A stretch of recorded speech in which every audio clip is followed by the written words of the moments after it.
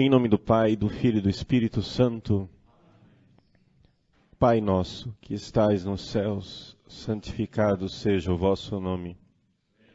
Vosso reino. Seja feita a vossa vontade, assim na terra como no céu. O pão nosso de cada dia nos dai hoje. Perdoai-nos as nossas ofensas, assim como nós perdoamos a quem nos tem ofendido. Deixeis cair em tentação, mas livrai-nos do mal. Amém. São João Maria Vianney, Santa Maria Mãe de Deus, em nome do Pai, do Filho e do Espírito Santo. Amém.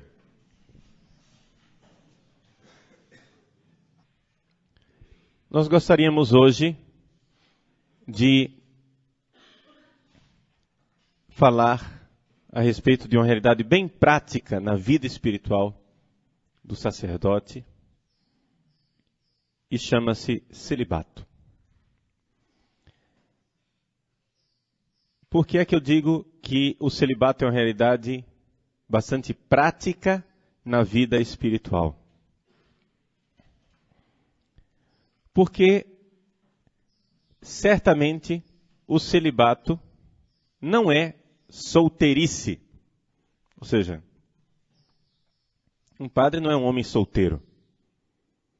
A própria palavra solteiro está dizendo que está solto, né? O padre celibatário, o sacerdote celibatário, ele encontra no celibato uma forma de amar. Ou o celibato é uma forma de amar, ou ele não é absolutamente nada. Então, essa é a primeira palavra que eu gostaria de colocar aqui ao iniciarmos essa conversa a respeito do celibato.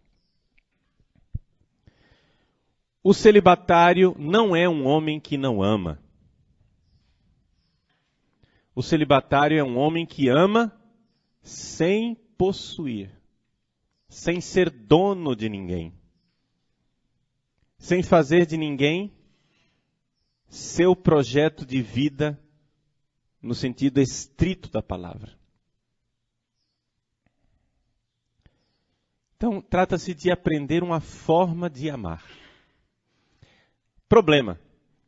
A maior parte dos nossos seminários, para não dizer que é a esmagadora maioria, não está preparado para treinar os jovens para viver isto. Ou seja, para a maior parte dos nossos projetos formativos, treinar para o celibato é ensinar o rapaz a continuar com o zíper fechado e acabou. Ou seja, não aprontar. A coisa é absolutamente comportamental. Se o comportamento do menino é casto, o comportamento externo é casto, então ele vive o celibato. Nada mais distante da realidade. Ou o celibato é uma realidade espiritual, ou ele não é absolutamente nada. É solteirice.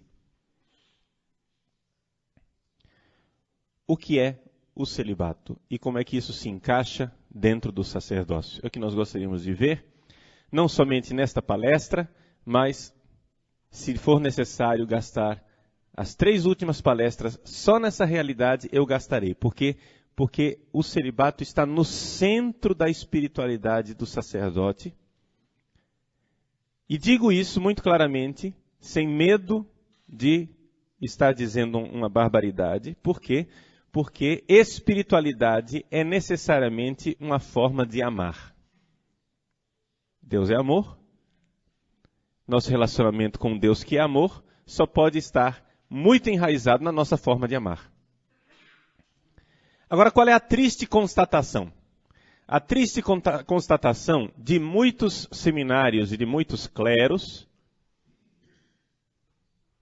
é que seminarista é um bando de homem que faz de conta que não precisa amar ninguém. Padre é um bando de homem que faz de conta que não precisa amar ninguém. Ora, meus senhores, isso não dá certo. Isso não funciona. Porque isso é contra a natureza. O celibato é uma graça de Deus, é um carisma, é um dom do Espírito Santo para nós. Mas a graça supõe a natureza. Um ser humano que foi feito para amar, que fica brincando de não amar, vai dar com os burros na água. Não vai funcionar. Por isso é necessário que o celibato esteja enraizado numa espiritualidade, numa realidade mística, numa realidade espiritual de doação. E que isso esteja e tenha alguma coisa a ver com a natureza do sacerdócio. Vejam só. Nós vimos o que é um pouco da identidade sacerdotal.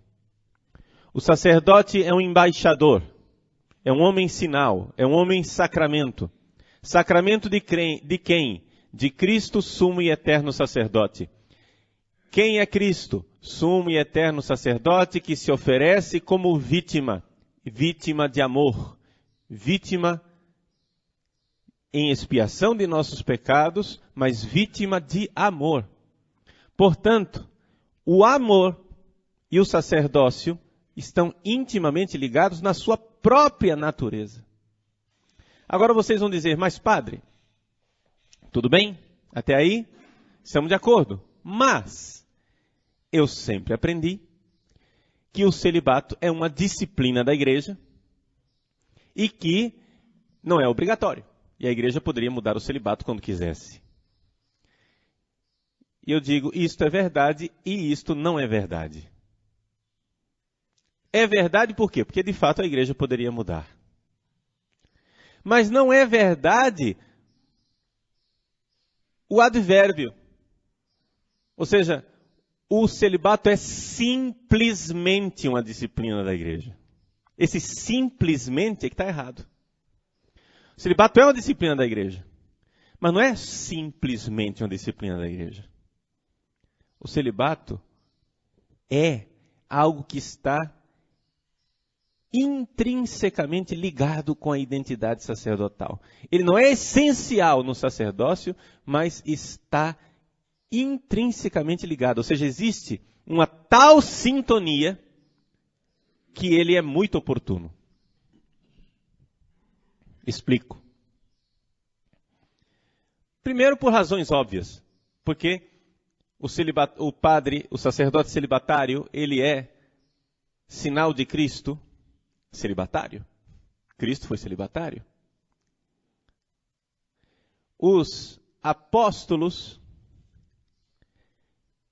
deixaram tudo para seguir Jesus. O cardeal von Balthasar diz assim: existem duas concepções de ministério sacerdotal. A primeira concepção, mais ligada à teologia protestante, é a concepção funcional. Nessa concepção funcional, o padre ele é funcionário da igreja, é contratado pelo povo para realizar a sua missão de padre. Portanto, não interessa que estilo de vida ele tenha. Uma outra visão é uma visão que não é funcional, mas está ligada ao próprio ser. É uma visão mais ontológica. Ou seja, algo que está ligado não somente a uma função que eu exerço, mas que está ligado à raiz da minha própria vida. A fonte da minha própria vida. Ora, somente quem vive a vida que os apóstolos viveram é que pode se dizer verdadeiramente sucessor dos apóstolos. Não somente quem exerce a função que os apóstolos realizaram, mas quem vive a vida deles. Quando Jesus fala de deixar pai, mãe, mulher, filhos, casa, campos, ele está falando para quem, meus senhores? Para uma ordem religiosa? Acho que não. Para todos os seus discípulos? Também acho que não. Ora, essas frases de Jesus de deixar tudo para segui-lo. Quando Jesus pede para o jovem rico deixar, vender tudo para segui-lo, ele está falando para quem? Para um monge? Está falando para um anacoreta? Está falando para um leigo? Ou ele está fazendo o convite que ele fez para aqueles apóstolos, de segui-lo de forma mais radical? De tal forma que existem duas formas de seguimento. Para quem Jesus estava falando? Meus senhores, não existiam congregações religiosas. Não existiam. O que existia era aquele grupo de apóstolos que seguiram Jesus. E quando Jesus diz isso, São Pedro alegremente, São Pedro, nós que somos padres do hábito de São Pedro, como se diz na linguagem antiga, né? São Pedro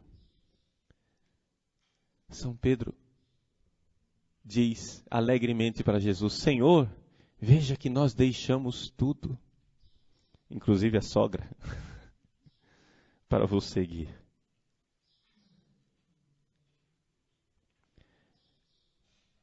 Vejam, eu estou profundamente convencido, mas não vou agora me deter nisto. Por quê? Porque isso nos levaria longe demais. Mas eu estou profundamente convencido a partir das pesquisas históricas realizadas nos últimos anos, e há vários livros publicados a esse respeito. Um dos mais famosos foi um livro do cardeal Stickler, canonista e salesiano, austríaco. O cardeal Stickler, mas também outros livros, que aqui eu não vou citar. Vários pesquisadores e historiógrafos e canonistas chegaram à conclusão, que eu sei que vocês não vão aceitar, vão jogar as cadeiras na minha cabeça, mas eu estou de acordo com esse grupo de estudiosos, chegaram à conclusão de que o celibato é uma realidade que vem desde o tempo dos apóstolos. E que foi o Oriente, com essa história de ordenar homens casados que pudessem continuar vivendo o matrimônio, foi o Oriente quem deixou a tradição apostólica. Por quê? Porque durante 1400 anos, até o Concílio de Florença, a Igreja Católica sempre ordenou homens casados, sim, e sempre exigiu que os homens casados deixassem o matrimônio e vivessem o celibato. É aqui que está a coisa. As pessoas dizem: não, o celibato começou a existir a partir do século XV. Não é verdade.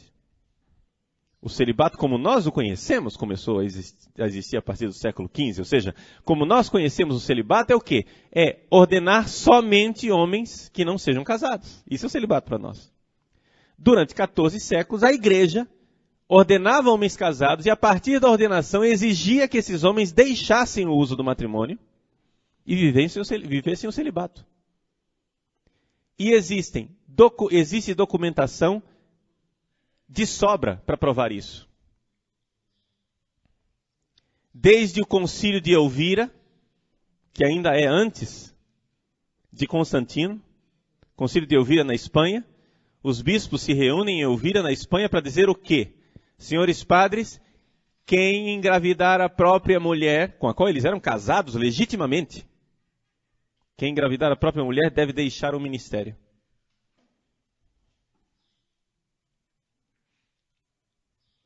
E foi isso que a igreja viveu. Gente, vejam, eu não estou aqui perguntando se nós estamos de acordo com isso ou não estamos de acordo com isso. Não é esse aqui o problema. O problema é de honestidade histórica. O problema é que quando São Paulo diz que o bispo seja o homem de uma mulher só, que o presbítero seja um homem de uma mulher só,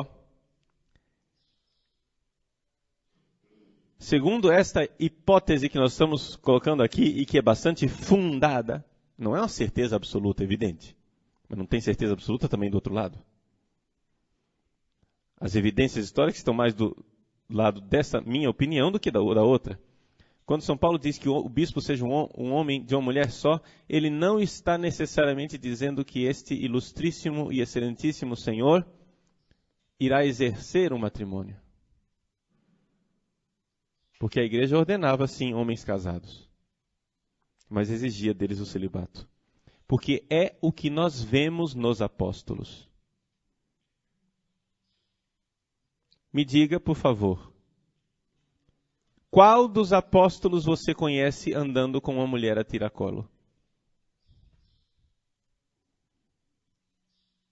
Tinham mulher, mas deixavam a mulher. Tem algum significado aquela frase de Jesus do Evangelho? Seja honesto e responda. Tem algum significado aquela frase de Jesus no Evangelho que diz, deixará a mulher? Deixo você com essa interrogação. Queira, por favor, estudar. Só isso. Estude sem preconceitos e com honestidade. E estamos prontos para debate. Se quiserem, eu venho para fazer uma conferência de história da igreja a esse respeito. Mas nós estamos num retiro. Então vamos deixar a história de lado e vamos ficar aqui numa coisa. Esquece a hipótese histórica. Vamos ficar com uma realidade. Que é inegável. Os apóstolos tinham um estilo de vida de quem deixou tudo. E isso não era um acidente, isto era algo muitíssimo ligado ao seguir Jesus, o deixar as redes, o deixar a vida. E isto está ligado ao sacerdócio, porque o sacerdócio é esta realidade do sacerdote ao mesmo tempo vítima. Vítima. Peguem as cartas de São Paulo e a gente vê isso com toda clareza. Eu estou pronto para ser derramado em libação. Eu estou para me oferecer em sacrifício. A Virgem Maria, no Magnificat, diz assim, a minha alma engrandece o Senhor. São Paulo, quando escreve a carta aos Filipenses, que está na prisão, diz, o meu corpo engrandece o Senhor. O importante é que o Senhor seja engrandecido no meu corpo, ou seja, quando o corpo dele for oferecido em sacrifício. Então, existe uma ligação espiritual entre o celibato e o sacerdócio. Vejam, senhores, vamos entrar aqui num acordo de paz, tá bom? Para a gente não levar esse debate muito para frente. O acordo de paz é o seguinte. Você não precisa estar de acordo comigo que o celibato é da época apostólica. Mas basta você estar de acordo comigo numa coisa. Número 1, hoje a igreja só ordena celibatários. Número 2, se o celibato significa alguma coisa, ele tem que ser algo de espiritual. Ponto. Não pode ser solteirice. Senão é uma pataquada, é uma bobagem, é uma leseira. É uma bobagem no sentido literal da palavra. Se estamos de acordo, vamos prosseguir. O celibato é algo espiritual, ou seja, é uma forma de amar. Porque não existe ser humano que não ame. Agora, qual é o problema? O problema nosso é que a nossa forma de amar é doente. Nós estamos marcados pelo pecado original. E porque marcados com o pecado original, o nosso jeito de amar é doente. Em que consiste o nosso jeito doente de amar? Podemos resumir as coisas e cada um depois vai investigar em si, porque em nós existe essa doença, em todos nós. Não tem ninguém aqui nessa sala que não tem essa doença. Todos nós temos essa doença. Não estou dizendo que a gente ceda a ela, não estou dizendo que a doença vença, não estou dizendo que a doença seja hegemônica na nossa vida. Pode ser que nós já estejamos num caminho de santificação e a doença esteja em coma, ela esteja já morrendo. A doença vai mal e nós vamos bem.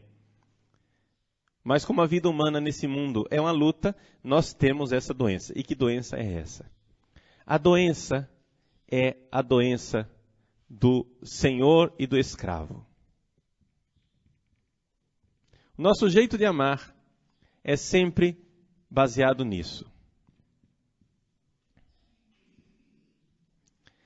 Existem pessoas que se comprazem em ser donas das outras pessoas. Eu sou o dono da outra pessoa. Ser dono significa o quê? Significa controlar.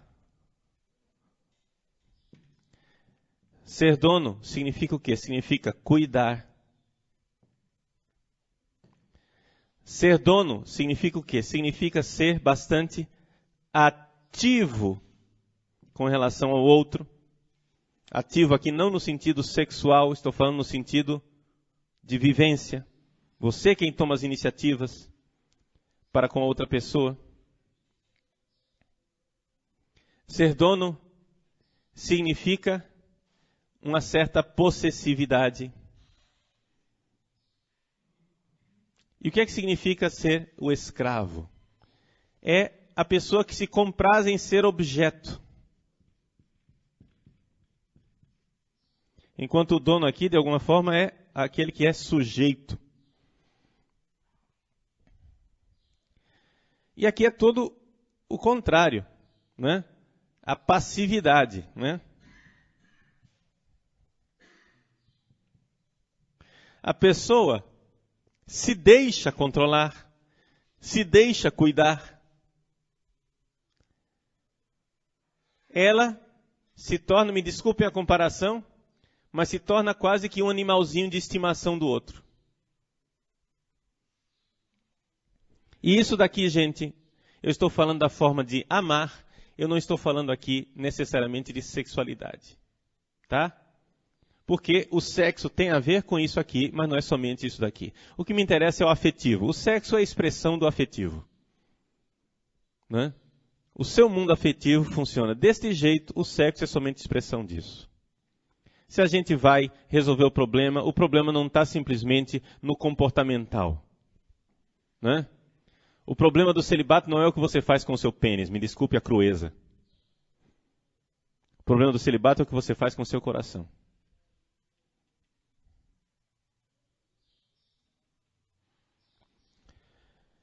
Ora,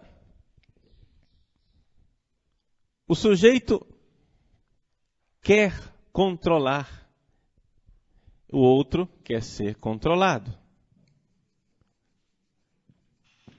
O outro, um cuida, o outro quer ser cuidado. Por que é que nós temos isso em nós? O que é que o pecado original tem a ver com isto? Ele tem a ver com o fato de que essas duas pessoas, de alguma forma, estão brincando de Deus. O Senhor, aquele que está doente, querendo ser o Senhor, o dono do outro, o controlador, não é? Ele está brincando de ser Deus Criador. Enquanto esse escravo aqui, que é objeto, controlado, cuidado e passivo, ele está brincando de ser o Deus adorado. Mas os dois são deuses. E aqui está o pecado original: sereis como deuses. Vamos tentar destrinchar essas ideias aqui, que eu só coloquei. Vamos ver como é que isso é na prática. Você imagine, não é? Eu vou falar de mim, tá? Porque não adianta a gente ficar falando na teoria, tá bom? Então vamos falar na prática. Então me permitam, meus senhores, me confessar com vocês. Não fique descabreado não, que eu não vou falar nada de pornográfico, né? Vou falar somente do meu mundo afetivo. Eu tenho, dessas duas tendências, a tendência de ser o senhor, de ser o dono, de ser o controlador. Quando eu me aproximo de uma pessoa, isso daqui tanto vale se é mulher ou se é homem, tá? No meu caso aqui, as duas coisas coincidem. Não tem problema nenhum. Tem gente que tem as coisas invertidas, né? Tem gente que, por exemplo, com homens tem a tendência de ser o senhor. E com as mulheres tem a tendência de ser o escravinho. Né? Tem gente que tem as duas coisas meio confusas. Não é o meu caso. O meu caso é sempre o querer controlar. Né? É o querer ser o dono. Querer tomar posse da pessoa. Então, quando eu me aproximo de uma pessoa, não é? Eu quero que a pessoa... Primeiro, eu preciso cativá-la. Né? Essa é a tendência. Vamos descrever o pecado. Depois, como é que a gente resolve o pecado, tá bom? Então, a primeira coisa, se aproximar de uma pessoa, vou fazer uma amizade, o que é que eu quero fazer? Aí eu quero cativar a pessoa. Né? Cativar significa o seguinte na prática, que eu vou lá e invisto naquela relação. Eu vou investir na relação, aí você vai, né? Pergunta para a pessoa como é que ela está, né? E depois, outro dia, você encontra a pessoa, aí vê que ela está meio triste, aí você observa a pessoa e diz, olha, você está triste, o que é que foi com você? Né? A pessoa vê, olha, eu sou importante para ele, né? Ele até nota que eu existo. Aí depois, outro dia, me encontro com a pessoa, né? E chamo a pessoa de lado, e aí, como é que você está? Preocupado? Aí faço a pessoa falar, aí a pessoa confia em mim, abre o seu coração, a sua intimidade. Aí eu, como grande diretor espiritual, né? Vou lá e começo a ajudar aquela pessoa, e começo a modelar a pessoa. Eu estou brincando de Deus Criador. A pessoa é o barro e eu sou o oleiro. Eu vou fazer, eu vou confeccionar, né, aquela pessoa. Eu vou fazê-la, eu vou transformar, mudar as opiniões, o jeito de ser, etc. e tal. E tudo isso disfarçado, né, de grande zelo espiritual, sacerdotal, como grande diretor espiritual das multidões, né? Padre Paulo Ricardo, o maravilhoso Paulo Ricardo vai ajudar essa pessoa. A minha tendência é esta. Vejam, eu vou lembrar para vocês uma coisa, só para ficar bem claro, desde o início. Lembram-se que eu falei numa palestra que em nós está sempre em ação o Filho de Deus e o Filho da Mãe? Eu estou descrevendo a atitude do filho e da mãe. Qual seria a atitude do Filho de Deus? A atitude do Filho de Deus, não é? Seria possível e provavelmente, externamente, ela é a mesma coisa. Eu cuido das pessoas, eu sou pastor, não é? Eu sou chamado a cuidar, a ser diretor espiritual. A atitude externa é a mesma. Mas a atitude interna é de quem sabe que Deus é Deus e eu não sou dono de ninguém. Entendem onde é que está o problema? O problema, meus senhores, do celibato não é o que você faz com o seu corpo, mas o que você faz com o seu coração. Porque o que você faz com o seu corpo é consequência do que você faz com o seu coração. Quando você toma o lugar de Deus e toma posse de uma pessoa, você está pecando contra o celibato. Quando você se torna dono de uma pessoa, você está pecando contra o celibato. Porque o celibato é um amor que não é dono. É um amor que não possui. Eu, como celibatário, não posso jamais dizer, tu és minha, tu és meu. Está entendendo? Eu não posso ser dono. Pois bem, eu sou o oleiro. E do outro lado, a outra pessoa, como é que ela peca? Ela peca se deixando modelar. Por quê, gente? Existem pessoas que apaziguam o seu sentimento de insegurança e de solidão, deixando que os outros tomem posse, sejam seus donos. esse apaziguar, não é? Existe também no outro lado. Ou seja, eu que sou o Senhor, tenho um sentimento de solidão. Esse sentimento de solidão, essa insegurança, eu vou apaziguar como? Pegando aquele objeto, possuindo, controlando e dizendo, é minha, é meu, eu controlo.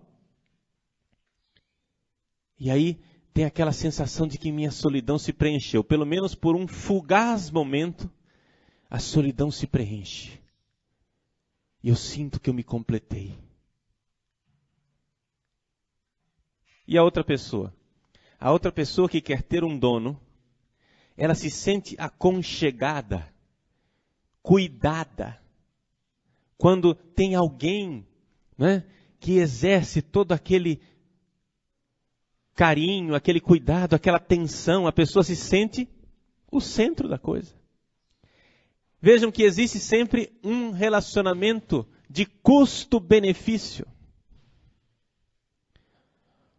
O Senhor tem um custo. Qual é o custo do Senhor? O custo do Senhor é modelar, investir, controlar. É Ele quem telefona e pergunta como que você está.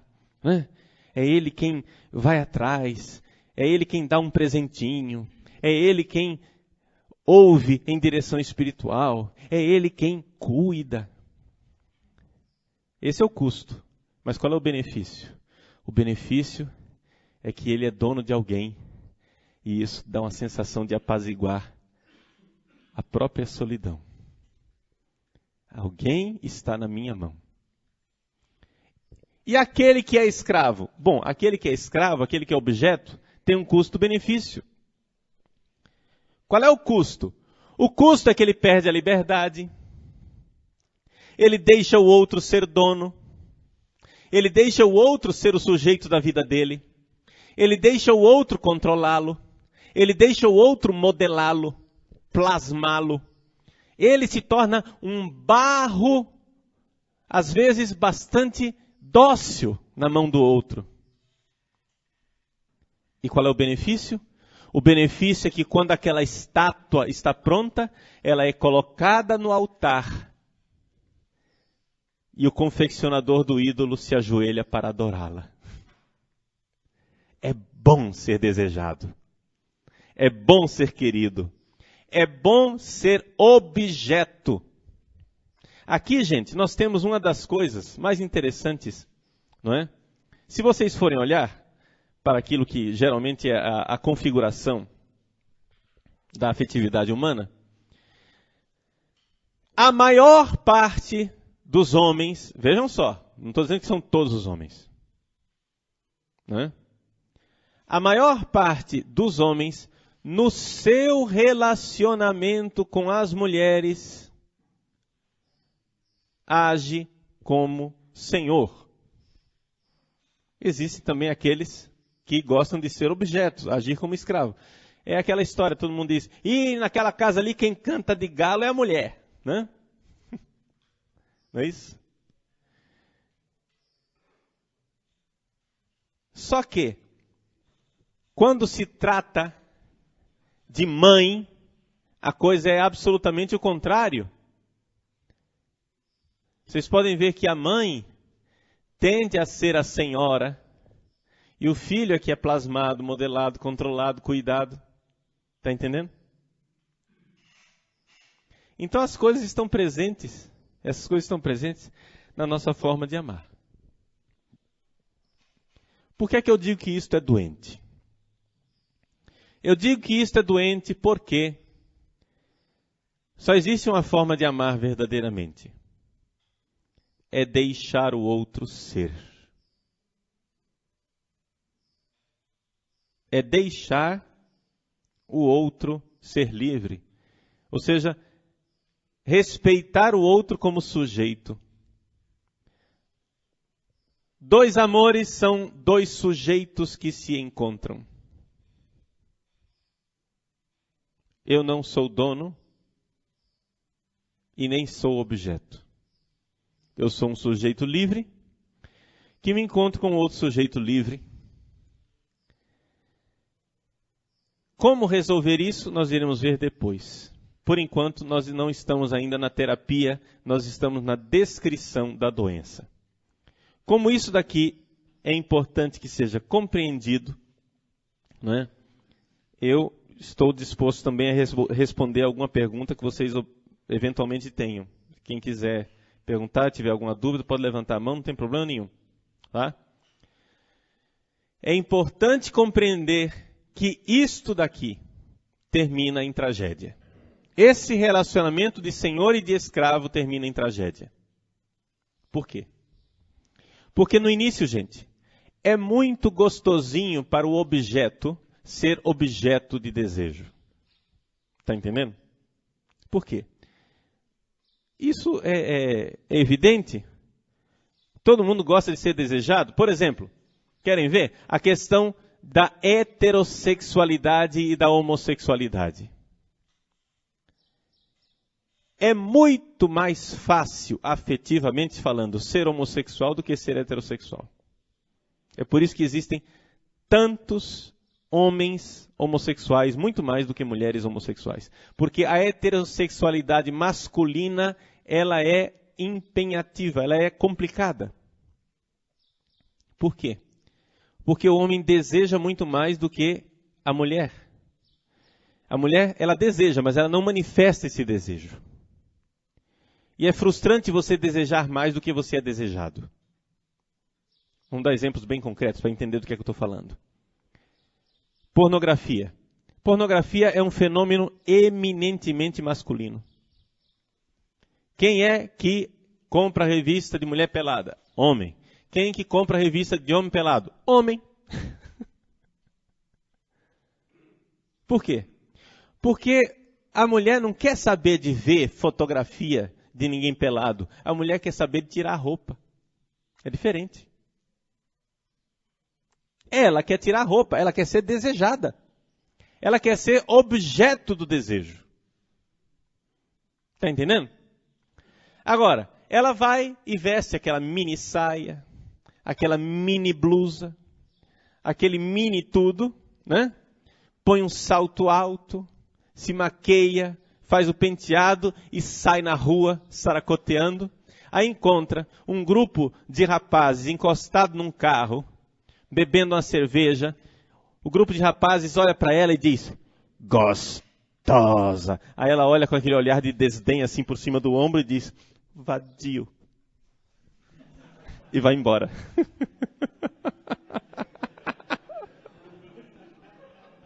É ou não é exatamente isso? E no entanto ela se vestiu assim para aquilo.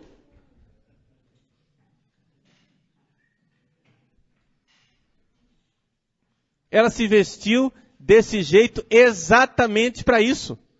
Para ser desejada. Ela quer ser objeto. E aí você vai e trata como objeto, ela fica ofendida. Entendeu o problema? Ela quer ser objeto, você vai e trata ela como objeto, ela fica ofendida. Aqui que está a contradição do pecado. Enquanto os homossexuais têm aquilo que é o sonho de todo homem. Sabe qual é o sonho de todo homem? Ser objeto sexual. Ele tem um outro homem que o deseja ardentemente. Porque o homem, a sexualidade masculina, tem essa capacidade de mostrar o desejo muito mais facilidade do que a mulher. Como é que um homem deseja? Um homem deseja, como dizem os espanhóis, né? Com ganas, né? É um negócio assim, ele quer, ele mostra que está com sede. Como é que a mulher deseja? A mulher deseja dizendo assim, não, eu não quero, não, para. Aquele não quer dizer, vem mais, tá gostoso, pode vir que tem. Vamos lá. Agora, o adolescentezinho não sabe disso. O adolescente não sabe dessa manha da mulher. E o que acontece? Ele começa a ver que ele investe e a mulher se retrai. Aí vem um outro rapaz mais velho, né? mais experiente, passa o melzinho na boca dele, ele diz, vem cá, meu filho, etc e tal, e ele se sente desejado. É evidente que é muito mais compensador, afetivamente, você ser desejado do que você desejar. Isso explica o fenômeno da homossexualidade masculina. Isso explica o fenômeno, por exemplo, dessa nova heterossexualidade que o pessoal fala aí, o metrosexual. O que é o metrosexual? Né? O que é o metrosexual? O metrosexual é o cara que é heterossexual, mas tem qualidades eminentemente femininas, ou seja, ele se faz de objeto sexual.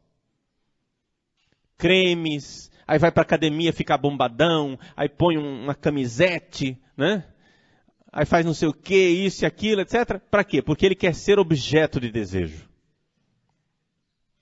Só que isso tem uma contraindicação muito séria na sexualidade masculina. Isso faz com que o homem seja bastante passivo na relação.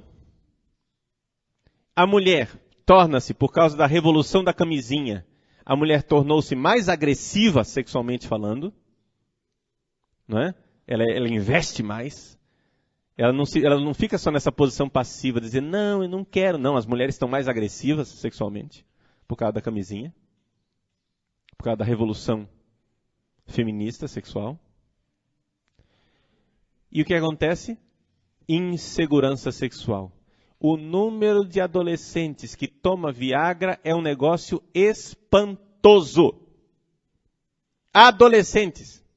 Guri com 16, 17, 18 anos de idade, para, aspas, aumentar o desempenho sexual, toma Viagra. Mas por quê? Porque ele tornou-se passivo afetivamente. Ele gosta de ser objeto sexual, só que isso dentro do homem, que na hora da função sexual, todo o ônus, gente, cai em cima do homem.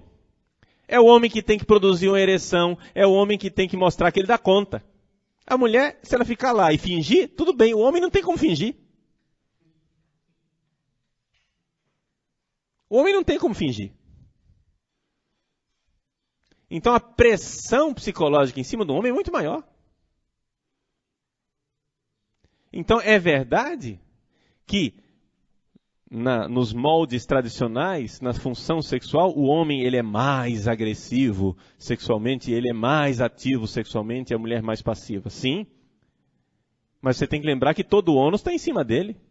Isso é para compensar o fato de que a pressão está em cima dele. Isso é da natureza das coisas. Não foi uma criação cultural simplesmente. Fecha parênteses. Vejam, é muito gostoso ser objeto de desejo.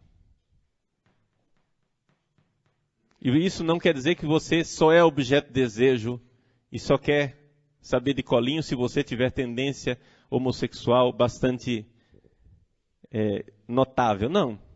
Você pode ser heterossexual e pode querer colinho. Pode querer uma mamãezinha que cuide de você. Este é o nosso problema. Agora, cada um faça seu exame de consciência e veja qual das duas realidades pecaminosas é aquela que mais se destaca dentro do seu mundo afetivo. E aí, vamos para a terapia. A terapia eu vou começar a falar agora, mas não vou terminar agora porque o tempo não permite. Nós vamos ver de tarde depois. Mas é até providencial porque vai dar tempo para você se examinar. Eu quero insistir mais uma vez que, embora eu esteja falando também de sexo, eu não estou falando somente de sexo, eu estou falando nem sobretudo de sexo, eu estou falando sobretudo do mundo afetivo.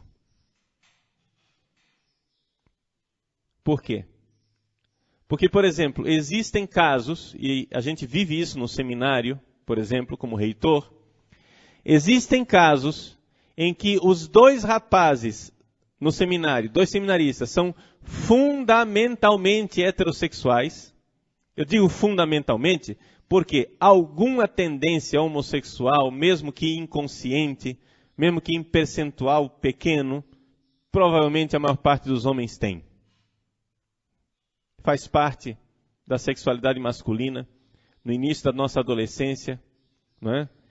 Existe uma tal imaturidade sexual que o rapaz, ele não é homossexual, heterossexual, bissexual. Não, ele é pansexual. Ou seja, qualquer objeto que se mova num raio de 100 metros está dentro. Entendeu? O rapaz, ele topa tudo. Topa tudo. E o que acontece? Se ele ficar imaturamente fixado nessa fase, tá entendendo? Isso daí pode ter depois reflexos que, mesmo sendo fundamentalmente heterossexual, ele manifesta características homossexuais. E, deixa eu dizer para os senhores, é evidente, vamos usar a linguagem mundana, em regime de confinamento, como é o seminário, ou seja, o seminário é uma comunidade artificial. É uma comunidade monossexual. A mulher mais bonita disponível é a feiosa da cozinheira, né?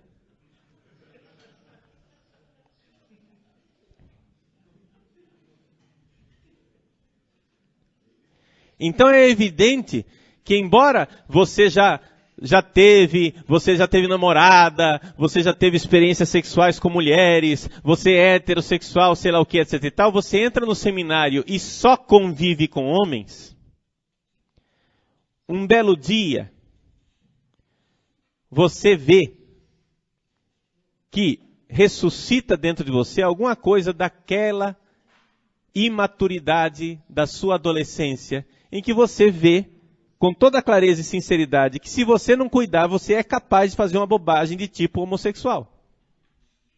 Entendeu? Isso não é nenhum drama. Isso não é nenhum drama. Isso daí é simplesmente o fato de que a sexualidade masculina, ela é assim. Ou seja, quem está de pé, cuide para não cair. Somente isso.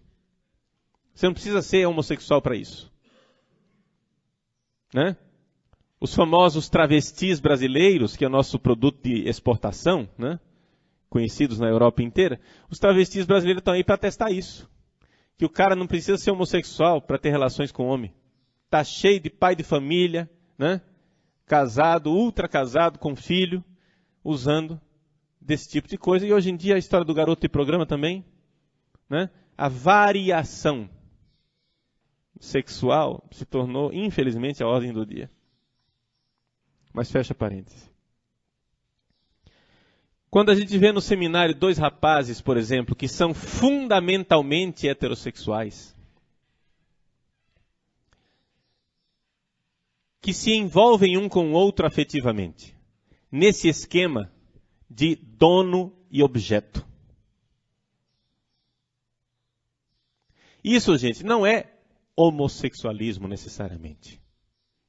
É simplesmente o fato de que, por causa do nosso pecado, nós fomos feitos para amar. Por causa do pecado original, nosso jeito de amar está doente. E o nosso jeito doente de amar irá buscar os objetos que estejam disponíveis. Está entendendo? E o que é que está disponível dentro do seminário? É o outro rapaz. A não ser que você seja desses, que dentro do seminário não quer se envolver com ninguém e depois pula a cerca. Né?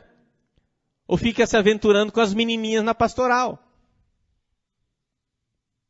Mas se você leva a sério essa coisa de amar o próximo, se você leva a sério essa coisa de amar quem está do seu lado, você, num relacionamento de amizade, você necessariamente vai cair dentro dessa dinâmica, de forma mais aguda ou menos aguda, mas você vai cair nessa dinâmica porque faz parte da nossa doença.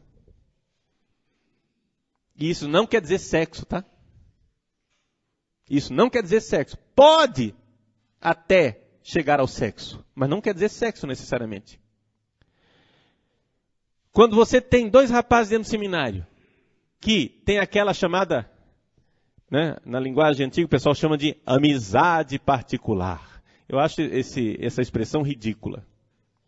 Primeiro que eu nunca vi uma amizade que não fosse particular. Você já teve algum amigo público? Hein? Não, amigo é seu. De quem que vai ser o amigo? Amizade é particular. Amizade particular é um eufemismo que o pessoal da velha guarda tinha para não pronunciar a palavra, né, homossexualismo, né, os efeminados, etc. e tal. Era medo de homossexualismo dentro do seminário. Mas eu não estou falando de homossexualismo. Eu estou falando de possessividade. Eu estou falando de uma pulsão, uma tendência de possuir ou de ser possuído. Quando dois rapazes se envolvem dentro do seminário, nesse tipo de amizade pegajosa, o que é que tem que ser feito? O que tem que ser feito, meus senhores, é que nós precisamos ensiná-los a amar. E aqui é que está a dificuldade dos seminários hoje em dia. Ou seja, os seminários, no mais das vezes, são um grupo de homens que fazem de conta que não precisam amar ninguém. E esse é o jeito mais esdrúxulo de viver o celibato. Meus senhores, eu não sei quem foi o servo de Satanás, mas deve ter sido um desses capetas bem endiabrados, que inventou essa bobagem de que padre diocesano é sozinho. Quem foi que inventou essa mentira da gota serena? Por quê? Porque nosso Senhor Jesus Cristo, quando escolheu os 12 apóstolos, Ele os enviou 2 a 2. Peguem a lista dos apóstolos, que foi o evangelho de ontem, a escolha dos apóstolos. Os nomes são sempre ditos de 2 em 2. Pedro e André. Tiago e João. Aquele E está lá no original grego. Quando eles envia 2 a 2. Vocês já ouviram falar de São Paulo ir em missão sozinho? São Paulo era o quê? Fundador de uma ordem religiosa? Pelo que eu saiba, o fundador dos paulinos foi Alberione, não foi São Paulo. São Paulo era diocesano, né? Que eu falo de diocesano, estou dizendo o quê? Ele era o quê? Ele era aquilo que nós somos, ou seja, apóstolos. Sacerdotes. E o homem nunca foi sozinho a lugar nenhum. Não quer dizer que você precisa viver em comunidade. Não, você não precisa viver na mesma casa das pessoas. Mas nós precisamos certamente ser presbitério. Existem 3 amores que sustentam o celibato diocesano. O celibato do padre, do sacerdote. 3 amores. Evidentemente o amor a Deus. Evidentemente o amor pastoral às ovelhas, mas também o amor presbiteral.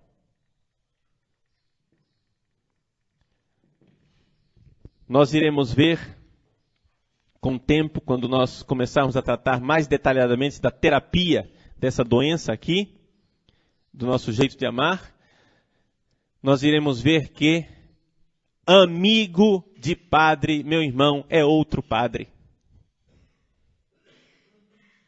Amigo de padre é outro padre. Não adianta.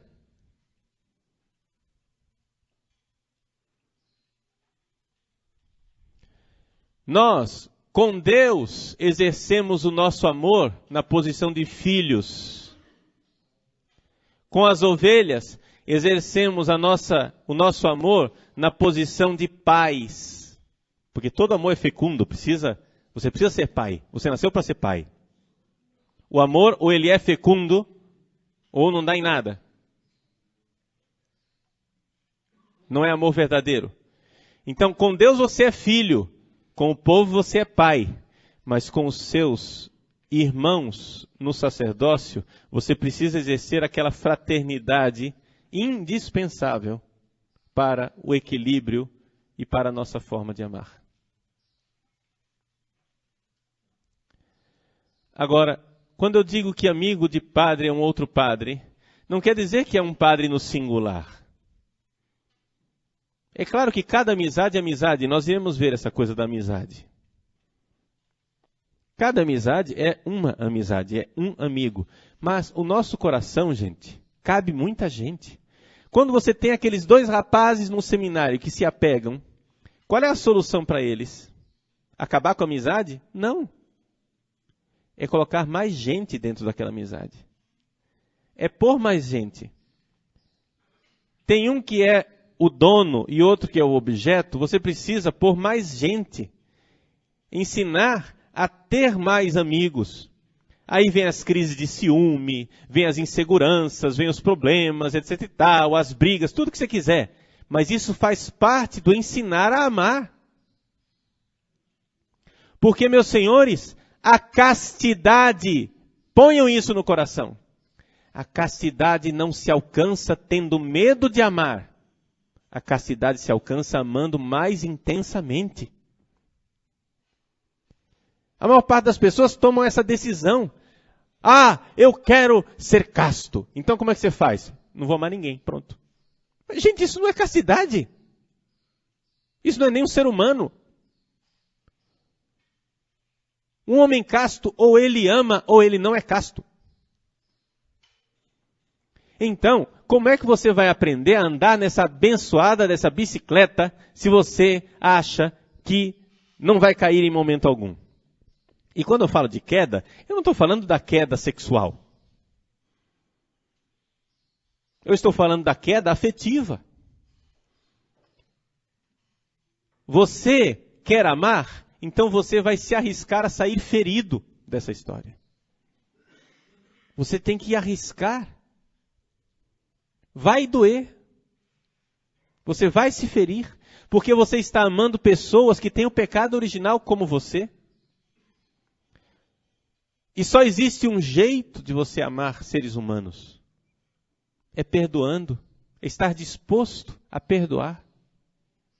Por isso que os casamentos hoje em dia não vão mais para frente. Porque as pessoas não estão mais dispostas a perdoar. Ah, não, ele pisou na bola comigo. Ela pisou na bola comigo. Pronto, esquece. Não quero saber. Meu irmão, deixa eu lhe dizer muito concretamente. Estou sendo bem prático. Ou você aprende a perdoar, ou você vai morrer sozinho. Ponto.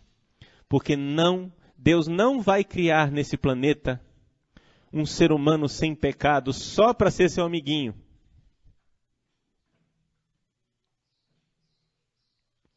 Ou você se arma de coragem e ama, ou você não vai ter nunca a experiência de ter amado. E quem está se preparando para o céu, para se encontrar com Deus que é amor, e quer passar neste mundo sem ter amado, meu irmãozinho, eu acho que essa receita não vai funcionar.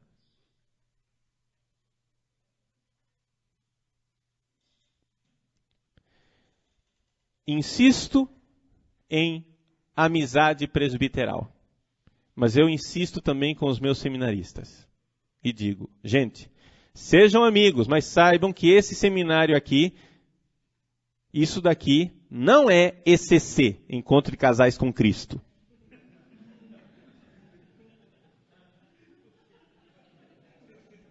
Não é casalzinho. A melhor comparação para a amizade e o amor presbiteral é quando nós pensamos no outro irmão sacerdote como um amigo de trincheira. Um companheiro de trincheira. Nós estamos na guerra juntos. Nós temos o mesmo objetivo. Nós olhamos na mesma direção. Nós queremos alcançar a mesma meta. E eu confio nele. Porque eu sei que quando eu for baleado, ele não vai me largar lá no meio do campo de batalha. Ele vai se arriscar e vai me puxar de volta para a trincheira. Isso é uma amizade presbiteral. Não é casalzinho. Eu olho para ele, ele olha para mim e a gente suspira.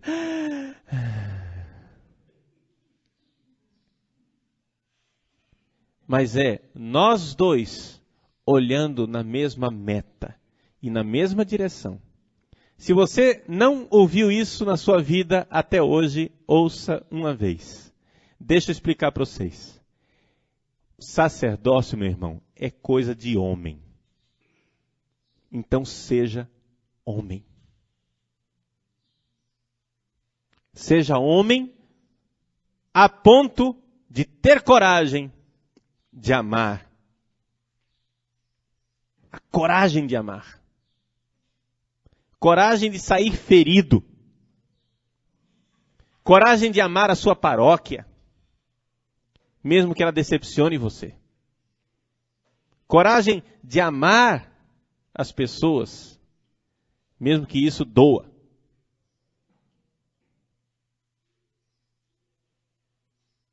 Agora o que acontece? A gente vê que existem algumas pessoas que tentam resolver o problema do celibato da seguinte maneira: levantam um escudo, não deixam ninguém se aproximar, põem cerca elétrica, quem se aproxima leva choque, leva coice, xingamento,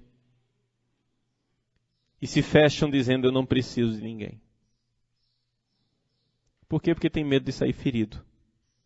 Então deixa eu dar uma notícia para você. Se você topa a aventura de amar nesse mundo, meu irmão, você sairá ferido. Você vai sair ferido. Isso não é uma hipótese. Isso é uma certeza. Por quê? Porque a gente ama e não é amado de volta. A gente trai e é traído.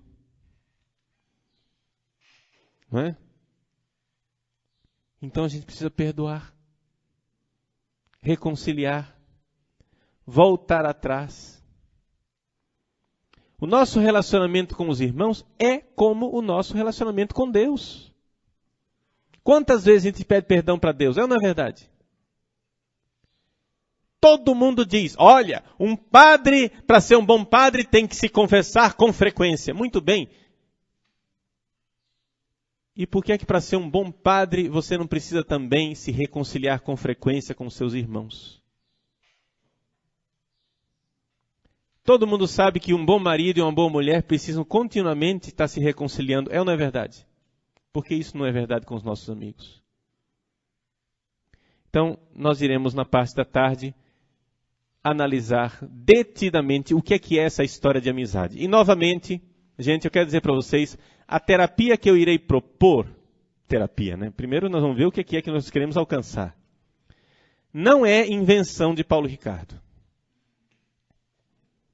O que eu quero propor para vocês é algo que está fundamentado nos santos padres, na tradição da igreja, sem invenção minha. Por quê? Porque homens mais santos e mais sábios do que nós já trilharam esse caminho. Armemo-nos de coragem e amemos. Isso é o celibato.